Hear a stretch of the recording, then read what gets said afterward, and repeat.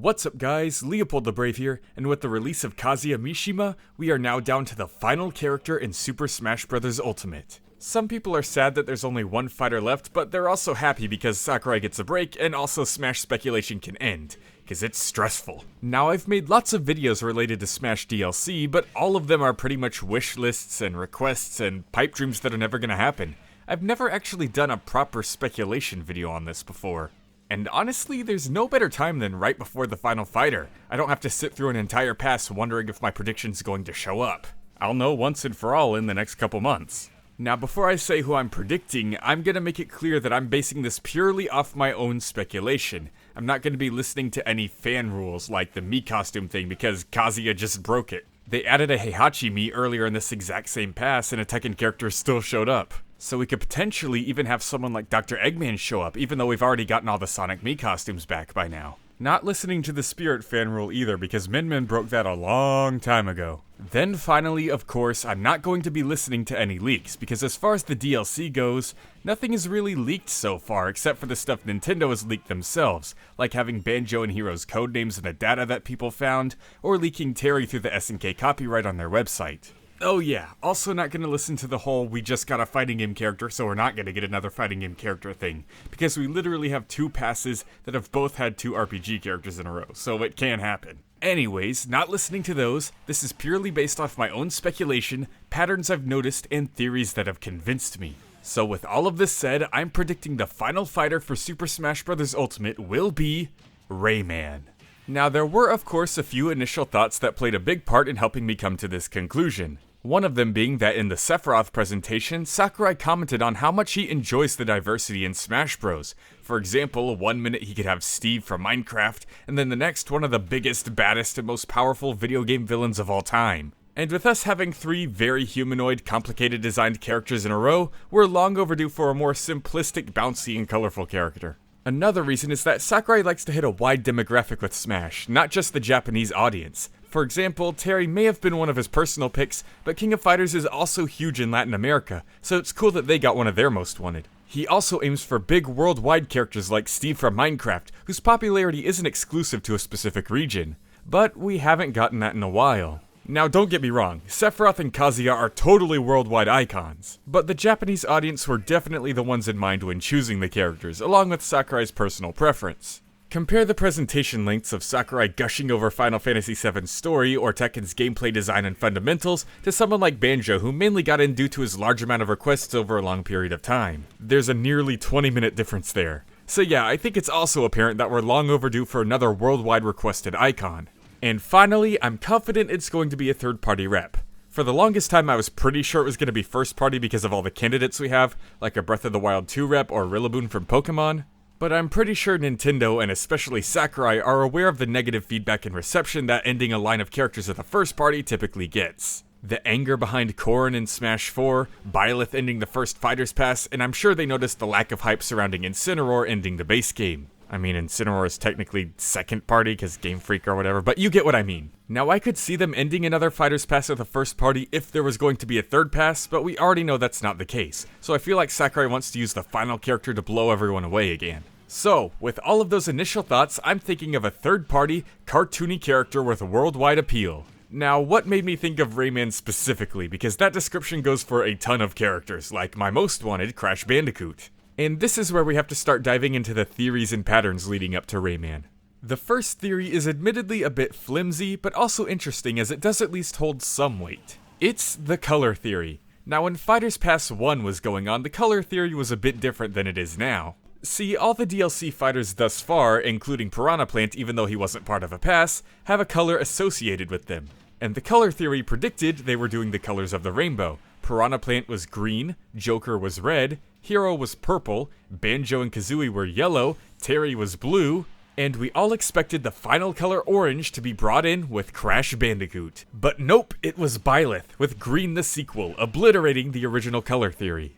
And that seemed to be it for the color theory, but Fighters Pass 2 has been surprising us. They brought in Min Min with the color yellow, Steve with the color blue, Sephiroth with the color green, and we already got our second green with Pyra and Mithra, and now red with Kazuya. They're following the same colors of the first Fighter's Pass and Piranha Plant, even including the second green, just in a different order. So if that's what they're doing, the final color is purple, Rayman.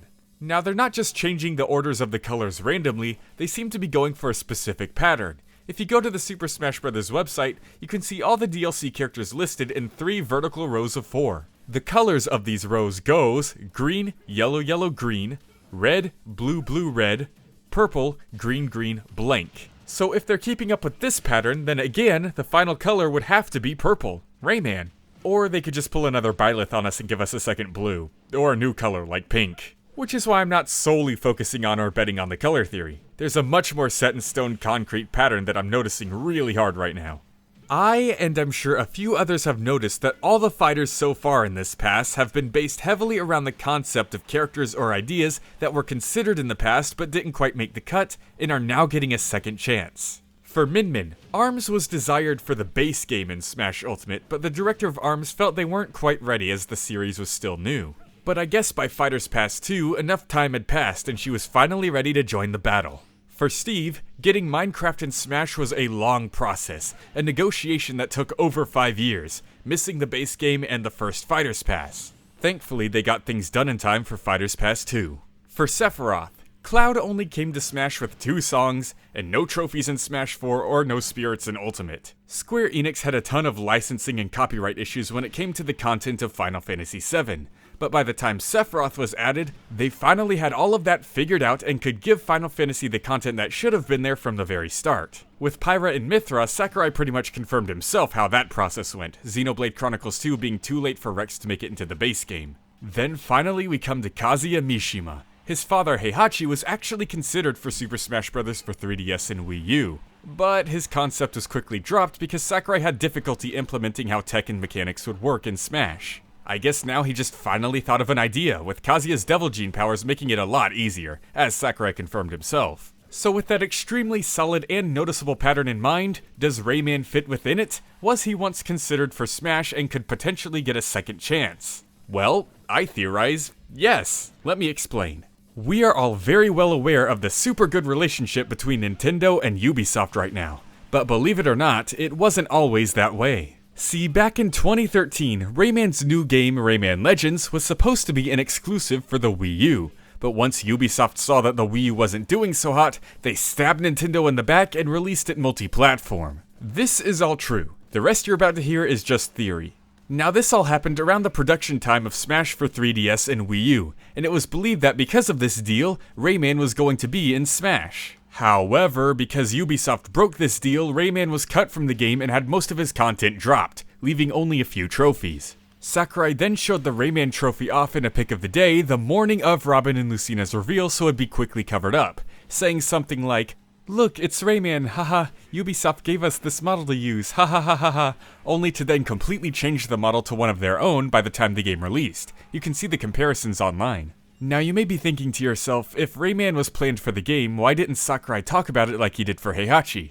And the answer is simple, this one involved company drama. That's not something Nintendo or Sakurai would just talk about or report on out in the open like that. Again, this is all theory, but the timing of events combined with the really weird handling of Rayman content in Smash makes it seem pretty real. But now with Nintendo and Ubisoft's relationship repaired and strong enough to the point where they can be trusted with Mario, now seems like a better time than any to give Rayman a second chance in Smash. The stars are even already aligning for Rayman. Min Min broke the spirit rule, so he's safe from that. And we already have plenty of Ubisoft Mii costumes with the Rabbids and Assassin's Creed, so Rayman not showing up with them is pretty suspicious. Some of the Minecraft Mii costumes show off that you can have floating limbs in the Mii outfits, so it's not like there were any technical limitations preventing Rayman from showing up there either. He was specifically chosen not to show up. In addition to all these hints and signs, we also know Rayman is an extremely highly requested character when it comes to Smash. The requests especially began to pour in during that huge fake artsy Omni Rayman leak that got so popular Nintendo themselves acknowledged it. People want Rayman in Smash so bad that they're even willing to believe that incredibly silly Rayman in the Battlefield Ice theory. With our current lack and need of another colorful, bouncy worldwide icon in the second Fighters Pass, the convincing color theory with only purple remaining, and a super solid pattern that seems to be set up for Ubisoft to receive a thank you for their repaired and powerful relationship with Nintendo, things are looking great for Rayman, our limbless legend. But let me know what you guys think. Who do you think the final fighter is going to be, and what do you think of Rayman's chances? Let me know down in the comment section below, and I'll see you guys next time. Leopold the Brave, out.